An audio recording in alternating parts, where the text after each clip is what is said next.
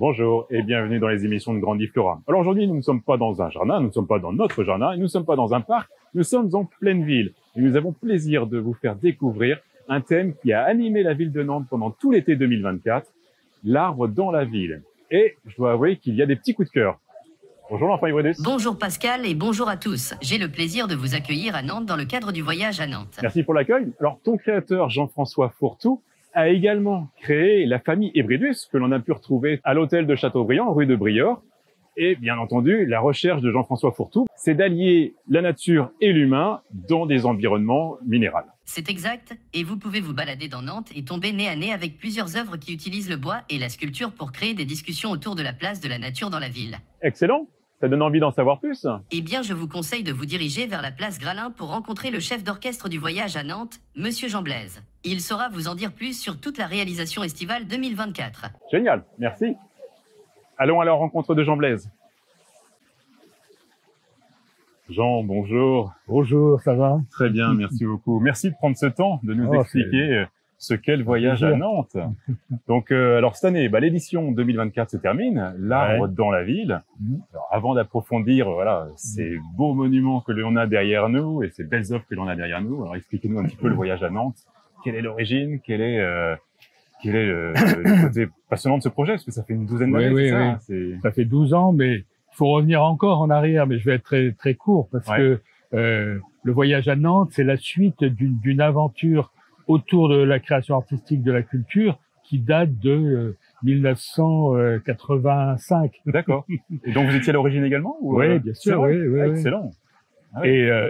Et tout simplement parce que cette ville a subi des dommages absolument considérables au fil de du XXe siècle. D'accord. Il y a eu la guerre, les bombardements. Une partie de cette place est tombée. La place Royale est tombée. C'est-à-dire qu'il y a eu des dommages sur le patrimoine très, très, très forts.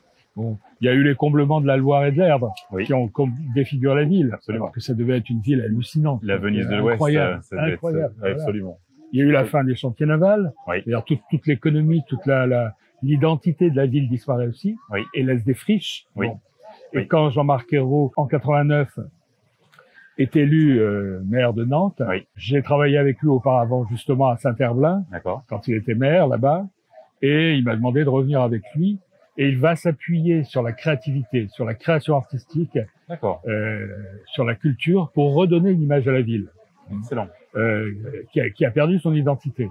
Et là, on commence avec Les Allumés, qui a été un festival très, très apprécié des Nantais.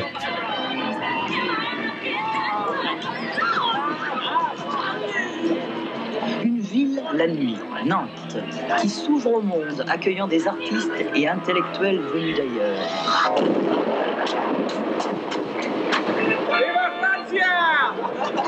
Qu'ils soient de Barcelone, Saint-Pétersbourg ou Buenos Aires, demain ils viendront de Naples et ensuite de villes encore inconnues à ce jour.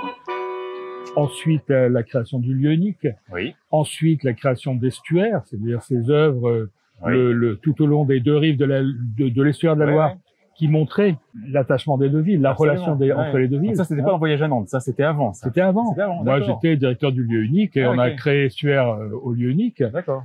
Et en 2010, vu, je dis ça avec des guillemets, la réussite d'estuaire, du lieu unique, qui est un lieu un peu particulier aussi, ancienne usine Nuit, qui est partout de Nantes. Absolument. Donc, il me demande en 2010 de créer une structure qui rassemble à la fois la culture et le tourisme. Parce qu'on voit se développer un tourisme à partir d'estuaires, à partir de 2007 aussi, avec la création des machines, avec la réouverture du château en 2007 aussi. Le tourisme commence à arriver, en tout cas au moins national.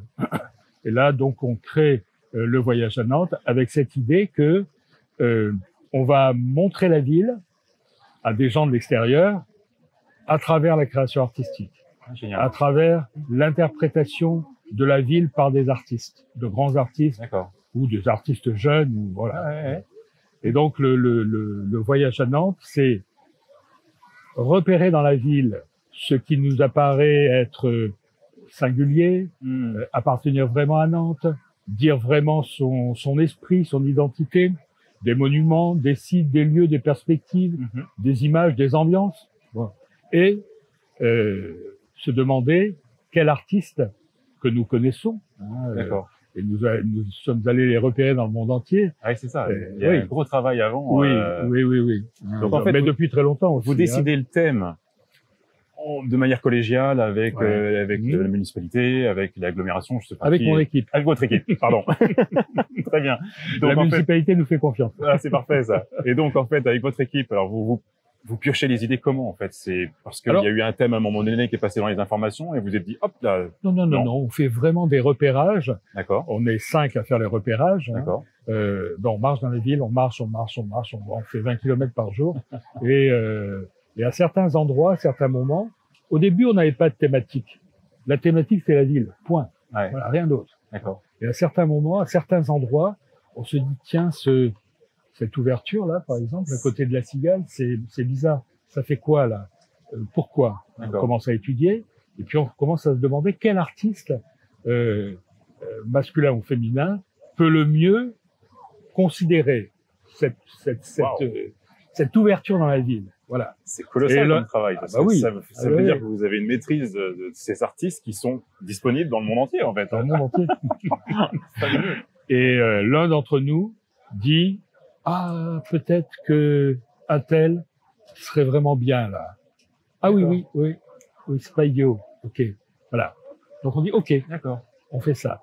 Et là donc, on appelle l'artiste qui parfois ne nous connaît pas, enfin qui connaît notre travail, mais on n'a jamais travaillé avec lui. Ouais. On le fait venir, on l'emmène sur le lieu qu'on a pressenti, on lui montre, voilà.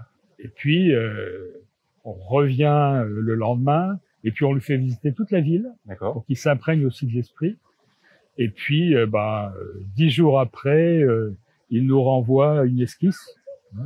Parfois c'est un simple dessin sur une feuille de papier, et on se dit oui, ça marche, ça fonctionne. C'était ce que vous aviez en tête. Nous on n'avait rien en tête, c'est lui. Vous ressentiez, mais on ressentait qu'il était capable de le faire, qu'il était capable d'être intéressé par ce cycle. Et c'est ce qu'on appelle de l'art in situ. On va dire, l'art n'est pas posé comme une statue n'importe où pour que la statue soit vue. C'est de l'art qui vient comme cet arbre, qui vient sur un site donné et qui joue avec ce site et qui matche avec lui.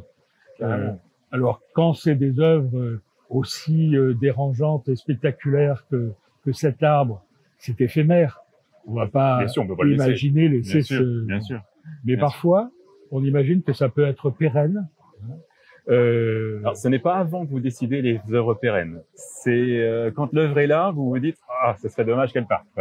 Parfois, on se dit ce serait bien que là il y ait une œuvre pérenne, mais on peut pas savoir. D'accord. Et c'est comment dire, c'est délicat parce que un exemple sur la place du Bouffay, qui est la place historique de la ville, de pas de côté, on a créé une œuvre éphémère. Avec Philippe Ramette, qu'il avait intitulé Le Pas de Côté.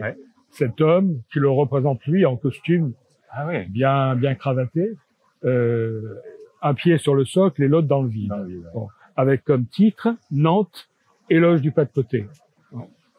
Et ça a très très très bien marché. Absolument.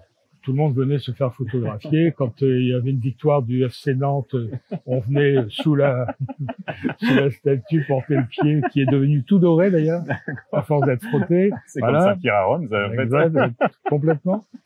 Et voilà. Et on s'est dit, mais c'est génial qu'elle reste.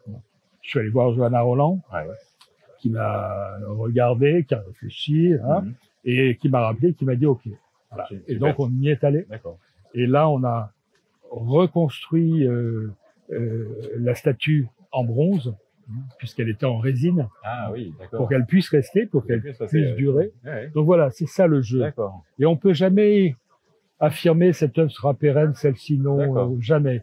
Il y a quand même le jeu très très important avec la population, avec les voisins. Quand vous allez dans l'espace public comme nous le faisons, quand vous êtes dans votre théâtre, moi j'ai dirigé des théâtres, donc je sais ce que c'est. vous pouvez faire n'importe quoi, personne ne viendra vous embêter. Parce que seul le public qui a envie de voir ce que vous montrez viendra. Quand vous êtes dans l'espace public, bah vous avez les voisins. Voilà, mon voisin tapis, Abelin, voilà, espace conseil, et des gens qui peut-être n'ont pas envie de voir ça, ou ne comprennent pas pourquoi vous faites ça. Vous venez déranger, vous venez perturber. Donc il faut aller les voir, il faut les convaincre, il faut leur expliquer pourquoi on fait ça. Il faut leur expliquer qu'il y a des avantages extraordinaires qui sont des retombées indirectes, des retombées économiques. Les commerçants de la de la rue Crébillon, de la place Gralin, ils aiment le voyage à Nantes. Je ne les crois pas. Non, d'autant plus parce que la ligne jaune ou la ligne verte passe devant. Mais alors si je reviens sur une œuvre comme on a là, une œuvre grandiose comme ça, on est devant le théâtre Gralin, donc bien sûr des opéras se jouent, il y a tout. Et donc vous êtes allé chercher l'artiste parce que vous saviez qu'il avait cette sensibilité avec un opéra avec comique, le bois, avec l'arbre, avec l'arbre. C'est un artiste qui a énormément travaillé avec ce bois-là. Une partie est récupérée au Brésil. D'accord. Donc c'est pas la première fois qu'il travaille un arbre, qu'il travaille des branches. Parce qu'en fait la structure ce qui vient du Brésil, c'est quoi? C'est cette couche qui est couche qui est dessus. D'accord, ok. Et ça c'est. Oh bah ça, il vous a donné des cotes et puis c'est ça. Il est venu avec nous chercher le bois. Il est venu avec vous chercher le bois. Oui, bien sûr. Il faut aussi qu'il y ait il est venu dans ses valises avec le bois de.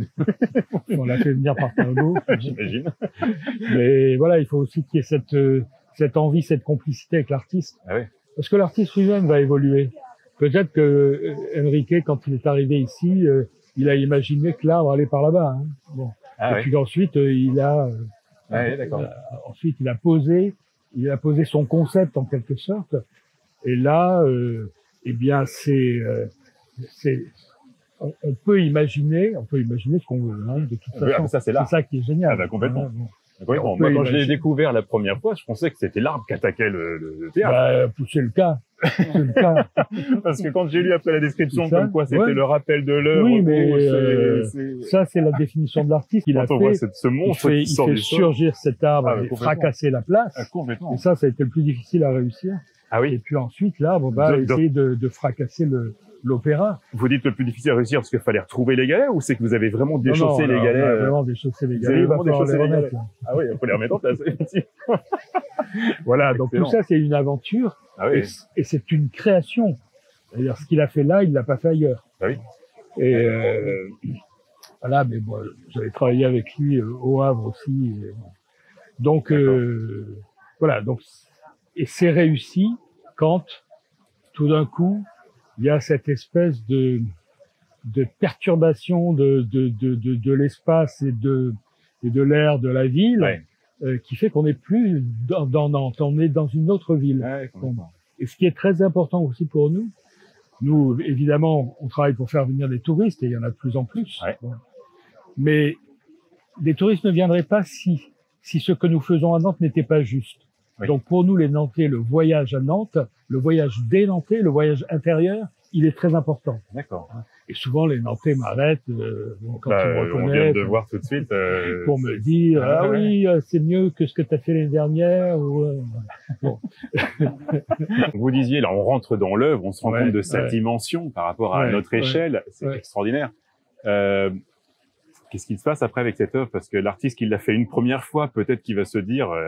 Waouh, j'ai envie de la garder, quoi. De la couper en tronçons et de la remettre ailleurs. Oui. C'est lui qui est propriétaire des droits, hein, donc il peut très bien la reproduire ailleurs, exactement de la même dimension. Sauf que là, elle a été pensée et réalisée et mesurée sur cet espace-là. C'est-à-dire, vous la transporteriez ailleurs, devant un autre théâtre. L'autre théâtre ne serait pas aussi haut ou ne serait pas... Où il y aurait pas autant de recul. Il n'y aura pas, ce serait plus une œuvre in situ. Là, elle est sur mesure pour cette place. Et sa grandeur tient compte aussi de choses très matérielles. Là, on lui a demandé, entre la fontaine et l'œuvre, de garder un espace de tant de mètres pour que les véhicules des pompiers, le petit train, puissent passer. Hein. C'est-à-dire que la ville continue à vivre. Hein. les habitants de la ville, les touristes, passent dans l'œuvre. Bon, ça amène bien donc le sujet sur le thème de l'année, l'arbre dans la ville. Alors, comment est venu ce sujet et qu'est-ce qui vous a inspiré et puis derrière, combien d'œuvres il y a en fait cette année autour de ce thème? Alors, je vous parlais tout à l'heure des repérages que nous faisons avec mon équipe. On vient d'en faire un il y a 2 semaines pour l'édition prochaine. On va pouvoir savoir ce que c'est? Non. Non. Ah, j'ai essayé. Non, parce qu'on va peut-être revenir en arrière. Oui, c'est ça, j'imagine. Donc, pas encore. Quand on se balade dans la ville, eh bien, on découvre des choses qu'on n'a pas vues. Ce que je disais tout à l'heure. Et là, on s'est aperçu que l'arbre, c'est tellement une habitude pour tout le monde qu'il soit là qu'on le voit plus. On ne le voit plus. Il est comme un figurant dans la ville. Bon. Or, quand on se met à le regarder, quand on se met à l'observer, c'est une toute autre relation. D'abord, on le voit vivre, hein, les feuilles bougent, etc. C'est quelque chose de vivant. Il nous recouvre, et donc il nous protège. Et là, on commence vraiment à s'y intéresser. Moi, depuis que j'ai travaillé sur cette thématique, je passe ma vie à regarder les arbres. Alors qu'avant, j'étais heureux de les croiser, de passer en dessous, mais je m'en apercevais pas. Donc voilà, le but, c'était de montrer que l'arbre dans la ville, c'est quelque chose de, c'est pas seulement bien, c'est essentiel. Et de plus en plus essentiel aujourd'hui, où on connaît tout ce mouvement autour du végétal, autour de la respiration, en quelque sorte. Bon, voilà, et on s'est dit oui, c'est un travail à faire. Et là, on a commencé évidemment à penser aux artistes qui seraient intéressés par la thématique et qui pourraient la traiter. D'accord. Et donc là, vous décidez combien de lieux, comment est-ce que ça vient au fait, c'est à un moment donné, c'est quand même très réfléchi ou c'est à un moment donné en croisant un artiste que vous trouvez qui a développé un thème, vous dites ah tiens. Oui, c'est exactement ça. C'est d'abord très réfléchi et puis ensuite ça se délite au fil des réalisations. Vous savez, il y a énormément de rebonds. Vous créez une œuvre, vous choisissez un site et il y a un rebond. Vous dites, oh oui, on a fait ça là, mais c'est exactement la même chose là-bas. Il faut qu'il y ait, voilà. Donc la manifestation elle-même, sa conception, sa réalisation évolue au fil des jours, au fil de la venue des artistes. Et puis aussi au fil du budget. C'est-à-dire que quand on commence à penser le nombre d'œuvres, la réalisation, etc., on y va à fond. Et puis après... c'est ça, vous donnez quand même un budget par œuvre et puis... pas par œuvre, budget global, et on fait des choix. Et vous avez remarqué que on a une vingtaine d'arbres à Nantes et autour qu'on voulait montrer, qu'on n'a pas pu montrer avec des œuvres d'artistes parce que ça aurait été trop cher, on n'avait pas le budget. On a déjà un gros budget, je ne me plains pas, mais on n'avait pas le budget pour réaliser toutes ces œuvres. Donc on a décidé de faire des choix en fonction des arbres que nous avions déjà repérés, en fonction aussi du parcours dans la ville. Parce que l'idée, c'est quand même de faire découvrir la ville. Oui, bien sûr. Voilà, bon. Et on fait des choix, et puis ces arbres qu'on n'a pas choisis, mais qu'on adore, qui nous intéressent, on a décidé de créer un bijou, de faire créer un bijou extraordinaire, ça, par un couple d'artistes, et de les montrer comme ça. Et ce bijou va rester du coup ou c'est juste... Non plus. Oh dommage. C'était une super idée. Non, parce que l'arbre vit. Donc, il peut faire exploser le bijou dans 10 ans. Puis, d'accord. Voilà. Est-ce qu'il y a une œuvre qui a retenu votre attention, vous avez une petite sensibilité? Alors, vous n'avez peut-être pas envie de nous le dire, parce que vous allez dire, ça c'est la préférée de Jean Blaise, mais oui, c'est ça. Il y en a une quand même? Non? Oui, il y en a une. Il y en a une. Pour moi, l'œuvre qui dit le plus de choses, toutes sont justes, vraiment. Je crois qu'on a réussi ça cette année, vraiment. Tout à fait. Mais celle de la butte Sainte-Anne. C'est marrant parce qu'on va faire notre conclusion dessus. Le disque. C'est magnifique. Je trouve le thème. Alors, moi qui suis dans la conception, où à chaque fois je dis à mes clients, projetez-vous. J'ai trouvé que là, l'artiste a trouvé, mais c'est mais extra. Et la réalisation est totalement parfaite. Je suis ravi que vous ayez ce coup de cœur parce que je trouve, ouais, c'est entre guillemets, c'est simple comme Oui, idée. c'est très simple, Mais c'est mais tellement c'est parlant. d'une telle évidence quand elle est réalisée, quand elle est vue. Exactement. Et c'est une œuvre qui a été très très compliquée à réaliser parce que elle est traversée par 3 branches différentes. Donc, Ouais. elle est complexe. Ouais. Or, elle apparaît très simple quand on la voit, mais elle est très très complexe Ouais. de l'intérieur. Ouais. Et ça, c'est génial. C'est une artiste taïwanaise qui est absolument magnifique. Ouais. Donc, est-ce qu'il y a toujours ce lien avec le végétal ou est-ce qu'en fait vous obligez rien et ça vient comme ça vient, ou est-ce que le fil conducteur quand même sera le vert à un moment donné? Est-ce que je sais que Gilles Clément, il y a des projets avec Gilles Clément sur la ville ou la ville au sans jardin. Enfin voilà, est-ce qu'il y a... Je connais bien Gilles Clément. Je travaille avec lui sur l'estuaire justement. Bien sûr. Mais on ne s'oblige à rien. Et bien évidemment, dans une ville comme Nantes, on va de plus en plus parler de végétal. Oui. On va de plus en plus parler des arbres. Oui. Mais on doit être guidé aussi par nos intuitions, on ne doit pas seulement aller dans le sens du courant, dans le sens du poil, parce que sinon il y a plus de curiosité, il y a plus de provocation, il y a plus d'idées, il y a plus de perturbation. Donc non. La thématique de l'année prochaine, bon là aussi, Johanna Roland a tellement parlé des arbres, que c'est insidieux. Oui. Ça nous rentre dans le cerveau. C'est l'actualité de la ville aujourd'hui. Bon, on va pas passer à côté exprès pour dire, bah non, nous le politique. Sans le politique, on ferait pas ça. Ah oui. Il y a une audace du politique depuis 40 ans, et encore maintenant, qui fait qu'on peut faire ça, et que d'autres villes ne le font pas. Bon. Tout à fait. Mais on n'est pas soumis aux politiques, parce que l'art n'est pas soumis. Il peut pas l'être. C'est pas possible. Sinon, il n'est plus totalement libre. Oui. Absolument. Est-ce que vous avez le temps de nous emmener voir le Cocambronne? Oui. Allez, on y est parti. On y va. Attention à la tête. Attention à la tête quand même. Mais... Avant d'arriver à Nantes, j'ai commencé très jeune. J'ai dirigé des scènes nationales, ce qu'on appelle les scènes nationales aujourd'hui, dans la région parisienne, à la Guadeloupe. Et donc, mon obsession, c'était toujours comment on rend accessible au plus grand nombre. Ce que disait Malraux, qui a créé les maisons de la culture. Alors, on fait tout pour dans les scènes nationales. Sauf qu'on sait bien qu'on touche au mieux 9% de la population. C'est ça. Oui, c'est ça. Et moi, ça ne me satisfaisait pas. J'ai toujours voulu qu'il y ait ce choc-là. C'est presque cette obligation de s'approcher de l'art, comme une obligation. Et c'est là où Nantes est assez fabuleux dans votre travail, dans, j'ai envie de dire, le Royal de Luxe, les folles journées. Complètement, les folles journées, c'est pas moi du tout. Non, mais c'est la même démocratiser et rendre l'art accessible. C'est la même approche. Au plus grand nombre. C'est la même approche. Et ça, donc, ça a été fondamental. Et à travers ce que j'ai cité tout à l'heure, les allumés, estuaires, etc., ça a toujours été la même approche. Comment on fait pour que la population, la personne, jeune, vieille, senior, qui sort de chez elle, tombe sur une installation artistique qui va la faire réfléchir ou qui va la faire réagir. C'est pas grave.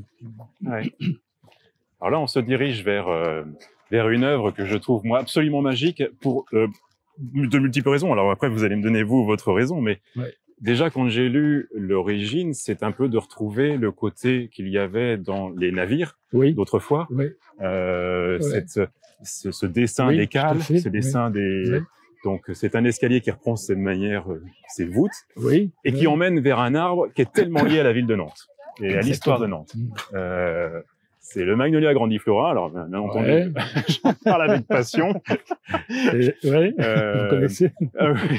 Et c'est vrai que là, vous avez choisi déjà un arbre absolument magnifique. Je ne sais pas s'il date de la période d'Hecto et des années 1800, mais je pense que c'est cette période-là, il me semble. Et donc cet escalier, il est fait donc avec cette histoire de Nantes, de la construction des bateaux. pour emmener sentir les fleurs Oui. du magnolia. Ah, je trouve ça magique. On a envie de montrer le magnolia, qui est l'arbre de Nantes. On peut pas l'éviter. On peut pas l'éviter. Mais là encore, le montrer d'une façon sensible. Quand on parle du parfum du magnolia, c'est quelque chose qui donne envie, quoi. Il y a une exaltation, quelque chose se passe. Donc là, on s'est dit, il faut le sentir, le magnolia. Alors, soit on fait du parfum et on fait sentir, soit on va mettre la tête dans l'arbre. Et il se trouve que... Et donc ça, c'était l'origine de votre recherche, a été là. Oui. Vous vouliez mettre en avant le magnolia et faire en sorte qu'on aille proche des fleurs. Mais vraiment. C'est ça. Qu'on mette la tête dedans. Excellent. Complètement. Et donc là, c'était un lieu assez idéal. Et donc, il fallait construire un escalier pour aller dans la tête, dans les feuilles de l'arbre. Et au début de l'événement, en juillet, les fleurs étaient là. C'était magnifique. Magnifique. Il y en a eu encore un peu après. Oui, ce que j'allais dire. Il y en a encore. Il y en a quelques-unes encore. Mais enfin, là, maintenant, on voit les fruits. C'est la qualité, oui, c'est ça. C'est la qualité du magnolia. C'est quand même très éphémère. Et puis ça, enfin, il y en a tout le temps, sur 2-3 mois de l'année. Donc voilà, réussir à aller tout près de la fleur, la sentir. Et donc là, on a eu des milliers de narines. Excellent. En train d'essayer de sentir la fleur. Et du coup, l'artiste, vous l'avez choisi pour le côté escalier? Oui, ce sont des designers qu'on connaît, avec qui on a déjà travaillé. Et on s'est dit, eux, ils peuvent faire le truc. Voilà, et donc ils l'ont fait, et bien fait. Ah ouais, totalement. Bon, écoutez, de plus, merci énormément d'avoir pris ce temps avec nous, de nous avoir emmené au moins devant 2 heures. Et puis, parce que je pense qu'il y a une bonne vingtaine d'œuvres, donc ça va nous prendre un petit peu de temps. On peut faire 3 heures. Donc, non, vraiment un grand merci d'avoir pris ce temps avec nous. Merci. Et puis, bonne continuation. Et puis, on a hâte de découvrir l'année prochaine. L'année prochaine. Le nouveau. Vous appelez ça un festival? Vous appelez ça? Non. Pour moi, c'est un événement, c'est Voyage à Nantes. C'est un événement, c'est Voyage à Nantes. Jean, un grand merci. Merci, à bientôt. Et bonne continuation. Merci beaucoup. Ah, je vais pas pouvoir la sentir, elle est trop loin. Bon, allez, je vous emmène voir cette œuvre qui est absolument magique que l'on a mentionnée avec Jean, qui est ce Pinus Pinea 2252. Vous voulez en savoir plus, allez, on y va. Voilà l'œuvre qui me parle le plus, Pinus Pinea 2252. Alors, je trouve ça absolument fabuleux d'avoir cette idée de se projeter dans le développement de la plante. Alors bien entendu, rien ne nous dit que la plante va prendre cette forme-là, cette orientation. Il y a encore tellement de choses qui peuvent se passer d'ici 225 ans. Mais l'idée numéro 1, c'est de se dire projetez-vous. Quand vous concevez un jardin, quand vous plantez une plante, quand vous plantez un arbuste, un arbre, il faut toujours se dire quel va être le développement de cette plante, quel va être son impact sur l'environnement. Voilà, on a un tout petit symbole, on a résumé qui est le sens de l'aménagement paysager. Voilà, j'espère que vous prendrez le temps de visiter toutes ces œuvres pérennes déjà qu'il y a tout au long de l'année dans les différents quartiers de la ville de Nantes, mais également planifier cette visite l'année prochaine du Voyage à Nantes et pour découvrir ce nouveau thème aussi développé que ça peut être, et peut-être qu'il y aura un thème autour du jardin, autour de l'arbre, autour des plantes, autour de la nature. Voilà, nous découvrirons tout ça l'année prochaine. Bon, d'ici là, moi je vous retrouve la semaine prochaine dans notre jardin. Jardinez bien.